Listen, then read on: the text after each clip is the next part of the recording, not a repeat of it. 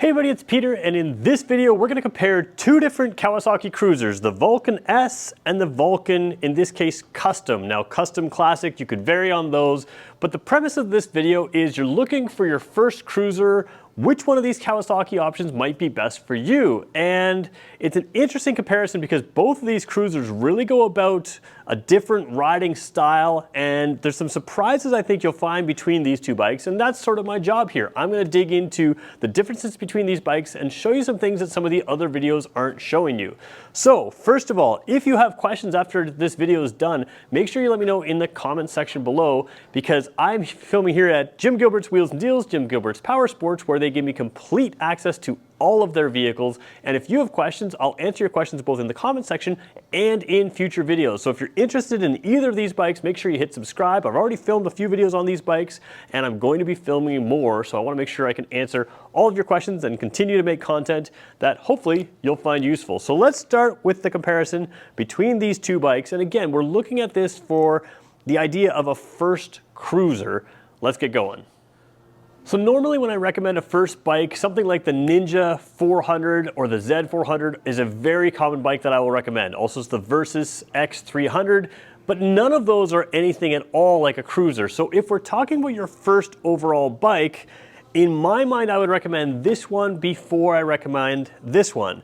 But if you have a little bit of riding experience, you've driven dirt bikes or anything else, I think either one of these bikes could be good for a first cruiser. And there are some things to consider here. First of all, this is a 650cc parallel twin. This is a 900cc V-twin.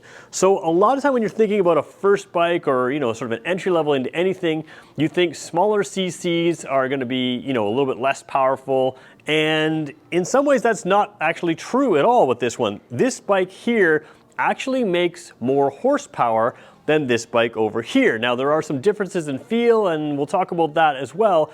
But even though this one makes more horsepower out of less CCs, it's actually very easy to ride as well, and in part because it's lighter weight. So we're going to talk about this bike in detail, but I also want to mention that even though this makes less power and it is a bit, or less horsepower and it's a little bit heavier bike, it is also a great bike for someone who, again, is used to riding but wants a cruiser. There are some differences. So let's start here with the Vulcan S and talk about that, and then we'll move into the Vulcan Custom, which again could be the Vulcan Classic. The biggest difference between Custom and Classic is this front wheel here. I have a Custom off there, off screen there. We'll show you that in a second. But let's start with the Vulcan S. So the Vulcan S is a non-traditional cruiser. It's really a cruiser unlike any other. It's not the only parallel twin cruiser, but it is a much more sporty cruiser than other parallel twin cruisers, as well as other cruisers in general. What you'll notice when you sit on this is it's a fairly lightweight cruiser, nice low seat height. You can adjust it for different sizes. We'll talk about that in a second. But the key here is this is the Ninja 650 engine. Now it's tuned slightly differently, but the big thing is when you get a big V-twin engine where the cylinders go like this, you end up with a rumble, you end up with a whole bunch of big moving parts that give you a different feel than a small parallel twin like this 650. So the parallel twin has two cylinders that go up and down sort of side by side. It is a more efficient engine to get a lot of speed out of, and when I say speed, I mean revolutions per minute, revs. Basically, this one revs up to 9,500 RPM, and that engine can rev a little higher on different bikes, but you make power in the rev range. So it's got good mid-range power for what it is, but you can continue to rev this up. A lot of cruisers, 6,000 RPM is the absolute maximum on some of them, whereas this one you can really rev it out a lot more, and that means that this behaves a lot more like a sport bike, and when you're riding it, it also has sort of a similar feel to a sport bike style cruiser. The handling on this bike is very good as well. So I'm going to jump across it for a second and show you a couple things. First of all, I'm about 6 feet tall. I'm not exactly sure how this bike is set up, but it can be set up in a number of different ways. Both the seat, the pegs, and the handlebars can all be moved to different positions. So on the Kawasaki website, they'll talk about how it can be like for a short rider, a mid rider, and a longer or larger rider. The difference is that you don't have to follow those presets. You could set up your pegs to be closer, your handlebars to be farther. You can kind of customize your riding position with this more so than any other bike in the cruiser lineup from Kawasaki.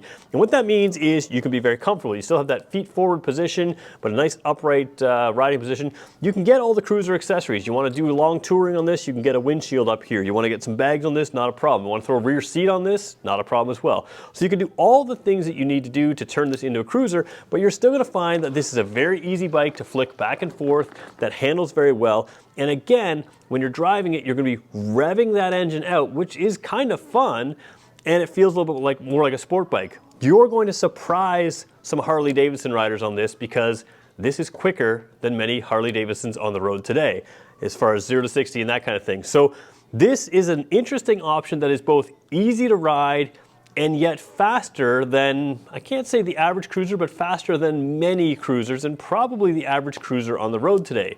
In 2023, there are definitely cruisers that make a whole bunch of power. You're not going to be faster than everybody, but for a 650cc engine, you really get value out of this for power. So let's talk about the other bike as well, and then we'll start looking at the details like the dash and some other things. We'll kind of dig into that.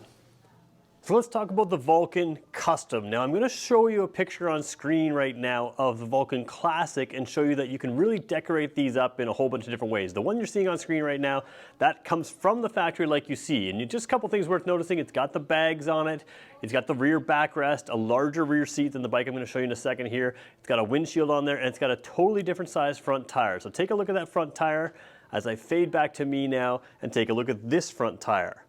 The bike you just saw and this are actually the same bike, and that's kind of what the Custom is all about, and the Classic, the overall Vulcan. You can really tailor it to suit your needs. So both of the bikes I just showed you, that picture I just showed you, and this one here are the same bike. They just have a couple different features on there. And again, both of those can be ordered from the factory with 0 options, and that's what those two are. But you can also customize this up. I chose this one for the video just because the front wheel looks kind of cool and looks kind of sporty, just like the Vulcan S. Now, while this looks sporty, it's a little less sporty. First of all, it's heavier. I'll just jump across it here. Can I move it side to side? I absolutely can. I will say that this front wheel, although it looks cool, it's going to be a little bit tougher to do slow speed maneuvers on this bike than it is on the Vulcan S. The Vulcan S, when you sit across it, feels like a sportier bike than this one in simple terms. This one feels like a regular, bigger cruiser, but it's not so big that you can't really handle it. So a couple features I like about this that, you know, I think again for your first cruiser, if you want to get into a traditional cruiser, what you're going to find here is, again, while this makes less horsepower, it makes more torque. You can see that V-twin engine in here, one down there, one up here. There's the cylinders in there that ride up and down. A V-twin engine is great for torque. That's that pulling power. Think of like a pickup truck engine versus a, you know, Honda Civic type engine. A Honda Civic can rev really high, relatively high. A pickup truck engine doesn't rev as high, but it's got that torque. Now, again, even though this is bigger, it makes less horsepower than the Vulcan S, and the Vulcan S is lighter. So that bike, 0 to 60, the Vulcan S that we started with, is quicker, but you have a different feel here. And again, if you want to get into big power in a big cruiser, you're going to get into a pretty big engine, which adds a lot of weight as well. This one has an intentional roughness to it. It's not designed to be perfectly smooth, perfectly refined. The V-twin engine is going to give you that rumble kind of feel, but this Vulcan is still a relatively smooth riding bike, although at idle you're going to feel that V, you know, giving you that cruiser feel. So if you need a cruiser feel and you want the classic V-twin look, this is a very good option. And even though it's a 900cc bike, it's not going to be outside of your speed range or something like that. Again, customizations can be done to absolutely anything. The Vulcan S has customizations, but this one is a much larger feeling bike. Big, huge seat here, bigger than even the Vulcan S. And you really have that sort of feel of the classic cruiser that will stay in style forever. Now, there are differences in the instrumentation here as well, and that may lead you to prefer one over the other. So let's take a look at what we have here and then go to the Vulcan S. So taking a look at the instrumentation here, let's just zoom out for a second so you can see where we're looking. We are actually looking at the tank of the bike. There is no dash up on the handlebars, it's down on the tank. So we'll zoom in again here very carefully. Let's see if we can get it right where I want to have it. There we go. And you can see this is your full instrumentation. So Bottom light over here is your neutral light, your signal lights, and again, no separate indication of signal lights. It's a single light to tell you that your signals are on. Your high beam's there. And then you have your dash here with just a speedometer, just a fuel gauge, and some warning lights. Now the key is actually down below the seat, so I'm going to turn that on right now, and you'll see this dash come to life. Pretty simple stuff here, nothing too advanced. You've got a clock in there, you've got odometer in there, and you've got a trip odometer, and that's it. So again, no real technology, which again, gives you that cruiser style and cruiser feel, but it does leave you without some of the things that a modern motorcycle might have. So you have to sort of decide what you're looking for. But again, why is there no tach? Because this is an engine that does not need to rev excessively for power. So really, you're not going to be driving this anywhere near redline. You're going to feel where that power is, make your shift, and off you go. Now let's take a look at the Vulcan S. Taking a look at the Vulcan S, you can see that there are a few differences here, obviously. First of all, the controls are mounted to the handlebars here. There's a little bit of glare in there, but we'll kind of work with that. Oh, maybe we have to turn the handlebars a little bit more to deal with that. Anyways, ignore the glare a little bit, and you can see, first of all, you've got a real tach here, and again, it revs up to 9,500 RPM. So again, this bike can continue to make power in that 6, 7, 8,000 RPM range, so you're gonna wanna have a tach to see how that goes. Your key here is down on the tank instead of underneath the tank down by the side of the bike. Turn it on and you've got a really complete dash here. So a lot of things I really like. Again, if it's your first bike, having a gear indicator is really helpful, but even if it's not, I just like that. So you can see the N right there tells me it's in neutral. Of course, you have a neutral light on both bikes, but the gear indicator will tell you first gear, second gear, that kind of thing. I don't know if I can put it in gear. Actually, you know what? The camera tripod's in the way, but I'm gonna change that. But the point is, there's a 6-speed transmission here, so you can zip through the gears. You still have a fuel gauge. Then up top, you have some trip information, so let's just cycle through the information here. Trip A, trip B, so already you get an extra trip computer and you're not losing your clock in order to get to that trip A, trip B. Then you have kilometers per liter, which I'm pretty sure can be set for liters per 100 kilometers as well. Average kilometers per liter, so you have instant and average fuel efficiency. And then you have range to empty, which in this bike, of course, because it's not rolling, once it rolls, it starts to calculate how you have been driving and tell you how much range you should have approximately. Never something to rely on completely. But again, you have that in addition to the fuel gauge, and then you go back to your odometer. So a lot more controls here, a lot more modern technology in there. Your signal lights as well. You've got left side signal and right side signal, so you've got different lights up there, as well as your high beam, which actually I can't turn on until I start the bike, and because we're indoors, we won't start the bike. But again, very compact, but a lot more information here, and that may be something that some people prefer, because although the classic look is nice, it's nice to also have extra information. So we've talked about the engine style, the V-twin versus the parallel twin. We've talked about the overall bikes, a bigger feeling bike, kind of a cruiser, old classic style, and something that's a little bit more sporty. But there's another few things that I think you should look for if you're getting into a first cruiser or even a modern motorcycle. You can buy old cruisers. You can find them anywhere. You can usually buy them cheap. One thing that I like about both these bikes is they are liquid cooled. Now, a lot of cruisers are gonna have this V-twin engine, and you can sort of see the fins on here. The fins are what they used to use for air cooling, and you have the same look of the fins on here. Having these liquid cooled, and I mean a radiator up front here and a radiator up front here, just like your car, I think that really matters, especially if you're getting into a bike and maybe it's your first one or that kind of thing. If you've ever been stuck in traffic in an air-cooled bike, that's where they create the heat. It's not the hot day when you're driving, it's when you're stuck in traffic or idling or that kind of thing. An air-cooled bike doesn't warn you when it overheats or when it gets too hot. You just don't know. You have to get moving. And I've been stuck in traffic and start feeling the heat off that air-cooled engine, and you don't know what's going on.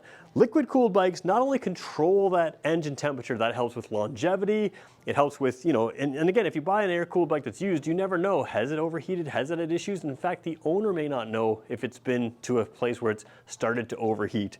So you have good longevity built in because that liquid cooling is gonna keep this engine and that engine in a temperature range that not only preserves longevity of the engine, it preserves performance of the engine, they can get more performance out of it, and it gives you more peace of mind. This one, although it doesn't have a temperature gauge, it does have a warning light, and same thing over there. You will be warned if the engine is getting too hot or if there's an issue with it. And I think that's a modern piece of technology that's really worth getting on a cruiser, just because it's gonna give you so much more benefit. Again, consistent performance, protection from, idling away, and also, the idea of, are you in trouble or are you not? Not a problem. So liquid cooling, something that I would look for on a first cruiser. So let's talk about who I think both of these bikes are for, or who they fit better. And let's start here with the Vulcan S. First of all, the Vulcan S is a great first cruiser. It can be used as a first motorcycle. And what I like about this is it can introduce you to all kinds of motorcycling. If you find yourself going down twisty roads and really liking that, maybe this is your first bike, you can decide, do you want to stay with a cruiser like this, or do you want to move to more of a sporting bike? This bike can handle the sporty turns and curves and all of that. So that is a real advantage of this. It's also a little bit lighter weight, and it's going to be more comfortable for a lot of people who are new to riding. Slow speed maneuvers are more difficult on a cruiser than on other styles of bike, and slow speed maneuvers are when you often run into trouble with dropping bikes like this. So this one, again, much easier to move in a parking lot than most cruisers. This one's pretty good, but you're still getting into that cruiser type feel, cruiser geometry, and that cruiser weight. So you have that option, and it's just something worth keeping in mind. Now, that being said, at speed, they're both going to be very stable, very comfortable.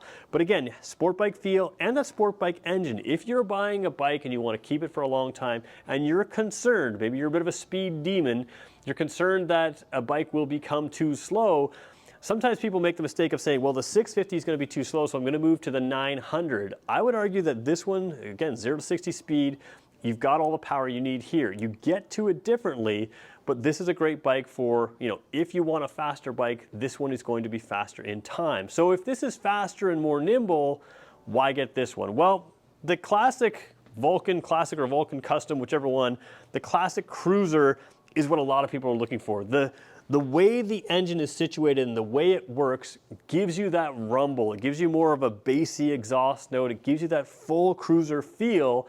And that's what a lot of people are going for. You can still tour on this. You can customize these up in any which way you want. So whether it's around town or out of town or even overnight trips, you can do that on both of these bikes. This one does cost a little bit more, and in fact, you're getting a little bit more motorcycle. It's a bigger overall everything here.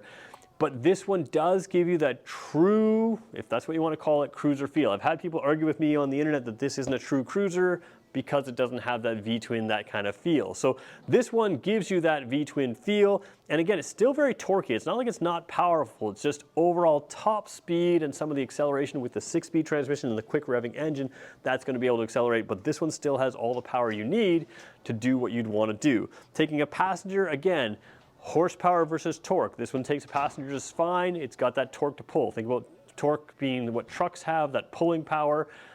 You've got the ability, and again, you can customize seats and customize things up like that. So this one's going to appeal to a more of a traditional cruiser buyer, where this one is going to appeal to a little bit more of a diverse riding style and someone who's open to a modern interpretation of a cruiser.